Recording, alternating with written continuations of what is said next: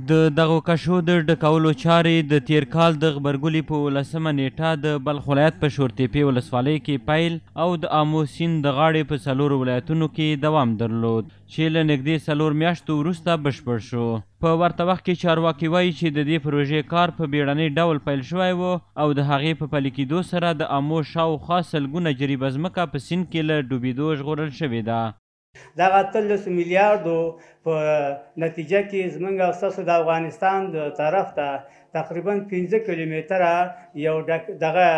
پشته جوړه کړې وه. کار که شروع شد خیلی هزارها جریب صدها جریب زمین ما و شما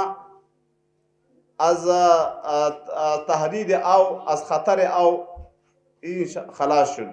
همدارنګه دوی ژمنه وکړه چې په نږدې راتلونکي کې به د آمو سیند په څنډو کې بنسټیز کارونه پیل شي او ویې ویل اسلامي امارت هوډ لري چې د هیواد د خاورې ساتنه وکړي او د دې سیند د شاوخوا اوسیدونکو د زیانونو مخه په اساسي ډول ونیسي.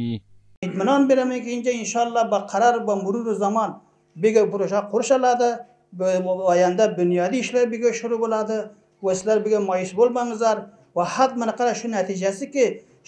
ما طولشی طور تایگه و شونچه شروع بولده.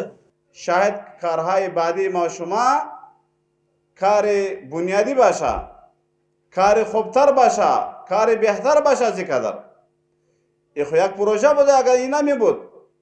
شاید علی ما شما مشاهده مدرسه و مکتب و خانه ها و زمین ها و باغ های خود ما شما نمی بودیم.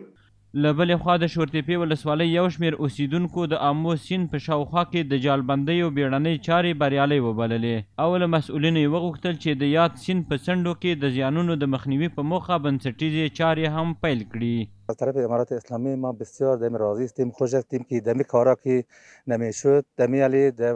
مسجد جامی دم هزار توقع یک وقت میبرد، دمین یک مدرسه داشتیم دمیرم میبرد، دمین یک مکتب لیسه داشتیم میرم میبرد. آینده امی این پروژه ختم شوه بعد کار پخته امی سرعت ازبکستان نمیشه یک تحکیمات صحیح جور کنه. د یادونې وړ ده چې د دې پروژې د تطبیق چارې تیر کال په 4 شمالي او شمال ختیځو ولایتونو کې د بیړني حالت په توګه پیل شوې وې چې اوس مهال په بلخ ولایت کې د لسګونو جالبندیو په جوړولو سره بشپړې شوې دي.